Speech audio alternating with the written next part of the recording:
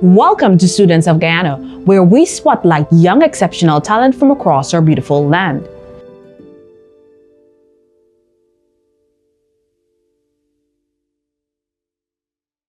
In this episode, we introduce to you 15-year-old Yeshua Hutson, who's made remarkable strides in his academic and extracurricular pursuits. Yeshua has completed his CSEC examinations ahead of schedule at the age of 14 years old and is set to embark on his university journey. From representing his school in robotics to shining on the cricket field, Yeshua's story is a powerful example of determination and excellence. Join us as we uncover the journey and aspirations of this extraordinary young scholar. Yeshua, you've accomplished something truly remarkable by completing school at the age of 14. And now you're 15 years old and attending the University of Guyana. How did it feel to make such a big leap from third form to tertiary education? Well, it was very challenging at first when I started the journey to doing the examination.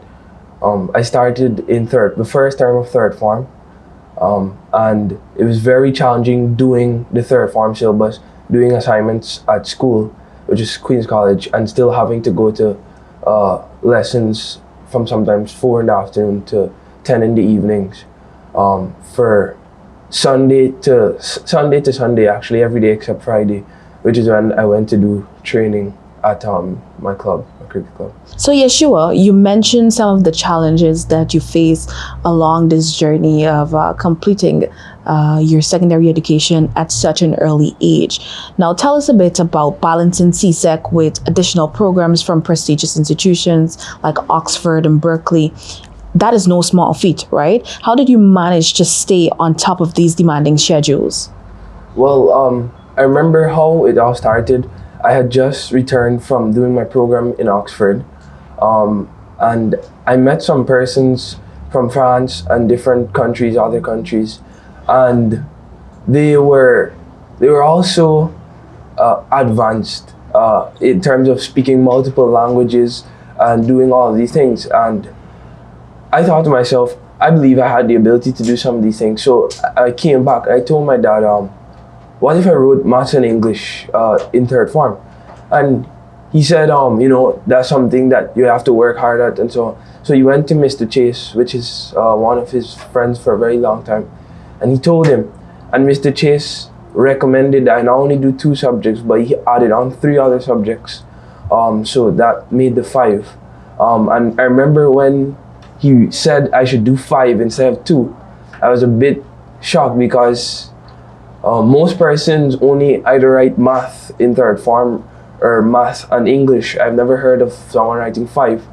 And I wasn't sure how I was going to manage going to school and doing that. But as it started, and I continued to adapt and learn how to deal with the challenges, how to manage doing homework, coming home sometimes at 10 and still having assignments to submit and tests the next day and stuff like that.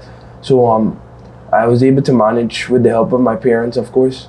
So yeah. Just 15 years old, or at that time you were 14, you were doing so much. You were, of course, dealing with your extracurricular activities, you were dealing with your academics. Now, how do you manage to excel in both academics and athletics? And how do these activities complement each other? Well, it was, like I said, very challenging at first, learning because I had just started the club. I actually started the club. I always wanted to be an international cricketer, but going to school, my parents, they weren't sure how I was going to balance going to cricket and going to school. So I put that part aside and just focused on academics for a while. But after I picked up physical education as one of my subjects, and I had to do a sport, so that kind of opened the gate for me to be able to go back to my club. And I started the club in January, I believe, to help with my physical education assessment. And I kept going, and eventually my coaches, they recommended that I should come to the club as a member now. instead of just coming for periodic trainings only on Fridays. So after I wrote my exams, I was able to go to the club full time, and I've been playing games for them ever since.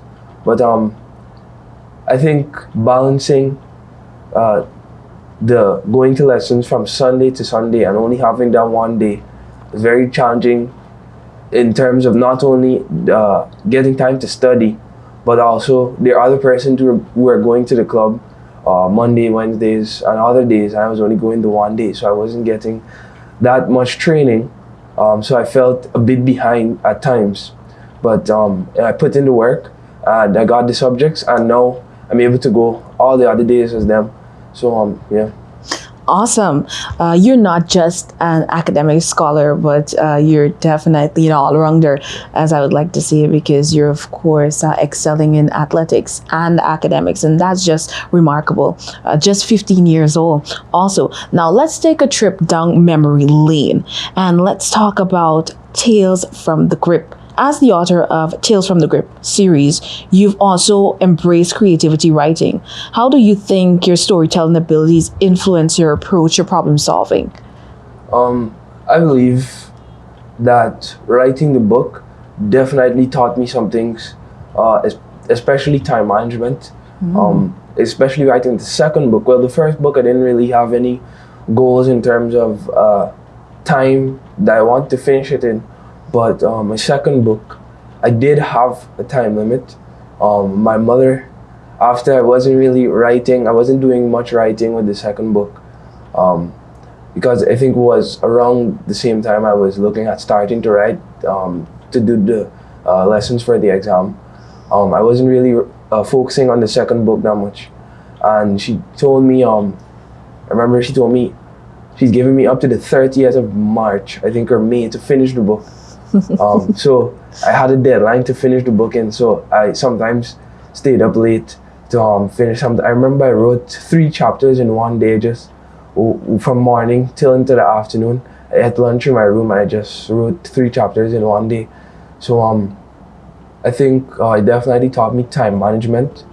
It also taught me that you just have to believe in yourself, and when you put your mind to something, you can do it. So yeah, it definitely taught me to be confident in my ability and what I can do. It's awesome that you mentioned. It's awesome that you mentioned your mom, because family, friends, and of course teachers, I'm pretty sure they played an important role in your journey. Can you tell us about a time when their support made a critical difference, apart from your mom giving you that deadline, of course, to finish your second book? I think definitely in my exams, one moment I can recall, my friend from all the way to nursery school, he called me the morning of my second exam, I believe, with his grandma. I didn't expect it because I just got out of the shower, and my mom told me that someone's on the phone for me. So when she gave me the phone, it was my friend who was with his grandma, and they took time out to pray with me and help me through the morning of my second exam, because I was a bit nervous. I think that was my first written exam, actually, because the first exam was EDPM. So this was the first one that I would actually have to go in and write. So I was definitely nervous, and that call definitely helped me through that exam that morning. Absolutely love that. You have the support of family and friends and teachers, and persons just finding that way to help you in that time of nervousness and when anxiety might want to take over. Tell us about what a regular morning looks like for you when it was that you were going through this period of dealing with all academics in both athletics. Tell us what a morning looked like for you. One of my, I think the busiest days were when I had English and math, because those were obviously subjects that you don't really have high passing grades, so you have to put a lot of work into that. So sometimes classes were 2 hours a day, sometimes I think 2.5 hours. So after going to school, sometimes when I have breaks at school, I'd be working past papers. Because when we go to class, we have to work the past papers and mark them and so on. So sometimes I'd be working past papers. Sometimes breaks that I got, I would be reading on something for lessons. And after school, as I went to lessons from 4, sometimes I had to wait until 6 for a class. Sometimes classes went up to 9, 10. Sometimes we had to stay back a bit later to get pushing more work. And I had to even go on Sundays as well after church. Sometimes I had to go over to lessons, and I usually go to 2 services. So once I go over the river with my dad, I play the keyboard for him. He usually has to, once he's finished, as soon as he's done, he has to carry me over to lessons, and my parents would go sit at the seawalls, and sometimes, that was just how some days look like, yeah. Yeah, sounds like you balance your days pretty well. And you mentioned playing the keyboard. When did you learn to play the keyboard? Well, I've been doing that for a while. Since I was 7, I believe. I've been playing the keyboard. I've been taking lessons from one of the pastors at my church. But that paused after I had to do my exams. Sometimes I had to go to lessons on Saturdays. So I wasn't able to really go to the classes, but I was able to do work on my own, playing by myself. So yeah. With having such a tax schedule, would you say keyboard brought you that release at some point in time when you got to play the keyboard? Yeah, I think sometimes, especially when I was home alone, sometimes in the afternoons or in the evenings, if my parents went out and they left me home, I would just go on the keyboard sometimes, learn a new song, or play a song that I know and improve on that. And I had some friends that I met from Oxford who also played the keyboard, so sometimes we would learn songs together. So yeah, it was something that helped me through that time, actually. Now, Yeshua, as you prepare to enter the University of Guyana to study computer science, what are you most excited about, and how do you envision using your skills to make an impact on Guyana's technology landscape? Well, I am one of the youngest students in the course right now. I believe there's another student who is around my age. She's also in the course. Awesome. But I think I'm really excited to see how I'm able to manage with some of the topics that we're going to learn, because I have been exposed to some of these topics on university life already. As I mentioned, I went to Oxford and Berkeley this year.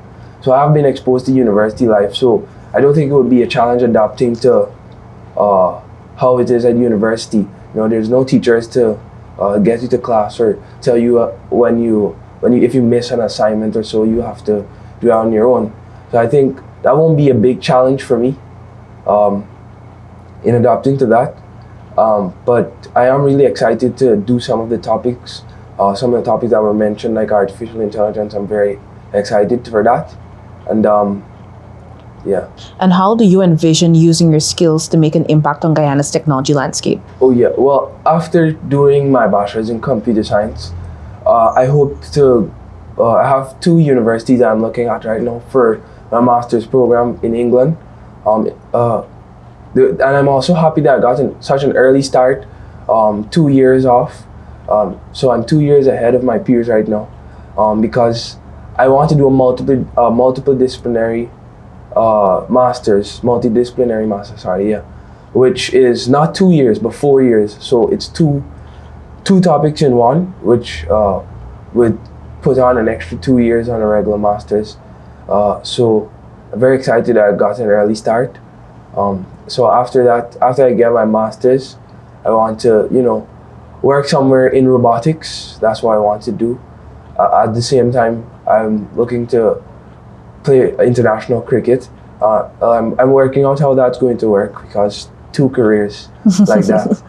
But I hope to start my own company and hopefully someday come back to Guyana. I definitely want to come back to Guyana and help in terms of the tech industry, because we don't have a lot of persons who are going into that industry. So I think, I definitely want to come back and develop the tech industry.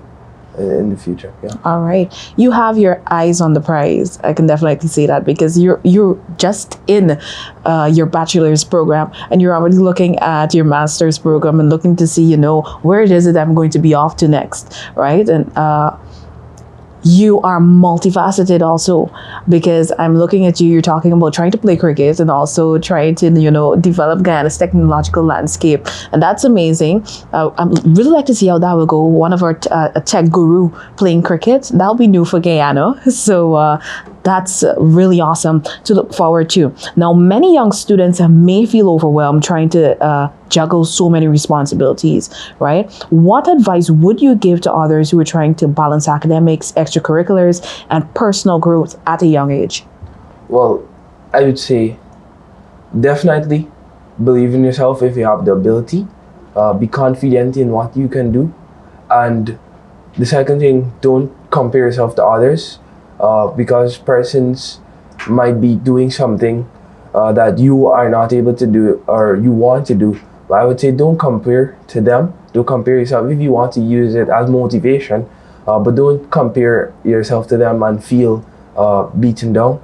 I would say believe in your ability, be confident in what you can do, and work hard. Yeah. Yeah. And what exactly helps you in terms of believing in yourself? What is that? Do you have a belief system? Or what drives you? I think definitely prayer. That is a big part of my life as well. My parents, we normally do our devotions in the morning. I also worship sometimes on our churches, the devotion that we would have in the mornings. So prayer is definitely a big part of what I do and my life. That's how I believe how I was able to get the 4 ones and the 2, prayer indeed, because sometimes in the exam room, if there was any question that I didn't understand or anything that I was struggling with, I would just say a silent prayer, and I felt like I could do it. So yeah, that was definitely a big part of it. Awesome. And I'm very happy you mentioned that. Practically summed it up to comparison is a thief of joy. Do not compare yourself, but believe in your very own ability, right? With so many incredible achievements, academic-wise, sports-wise, and of course, with writing your very own book, what is one of your most proudest moments? It would definitely have to be, I think 2023 was one of my best years.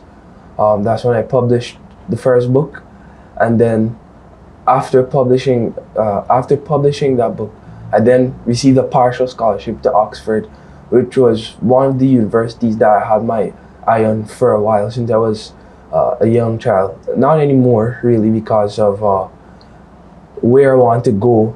They don't have the facilities to accommodate that. But that was one of the universities that I looked at and I wanted to attend, and having the opportunity to grace the walls of such a prestigious university, something that none of my other family members have been able to do. That was probably one of my proudest moments. Yeah. Thank you very much, Yeshua, for coming and gracing us with your presence.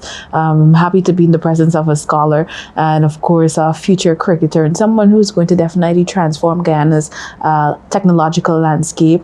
And who knows, probably in sports and probably writing, because you're multifaceted and you have quite a lot, ahead of you. So I'm very happy to see, in 5 years, 4 years down the line, what Yeshua Hutson is going to be doing, if there are any new developments, and of course, if there be anything added to your hobbies and what you pride yourself in doing. Thank you very much.